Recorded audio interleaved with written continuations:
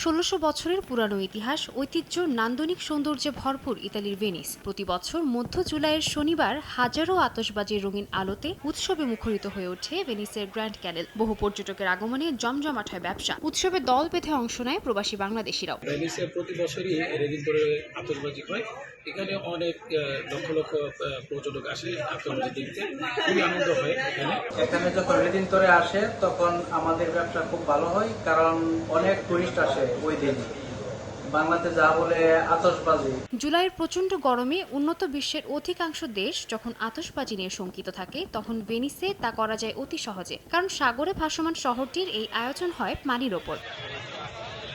১৫৭৫ থেকে ১৫৭৭ সালের এই সময়টায় ভেনিসে মহামারী প্লেগ সংক্রমণে প্রায় ৫০,০০০-এর অধিক মানুষের মৃত্যু হয়। প্লেগ থেকে মুক্ত হওয়ার পর জনগণকে চাঙ্গা ও উৎসব মুখর করার লক্ষ্যে ১৫৭৮ সালের মধ্য জুলাই থেকে এই আতশবাজি উৎসব পালিত হচ্ছে ভেনিসে।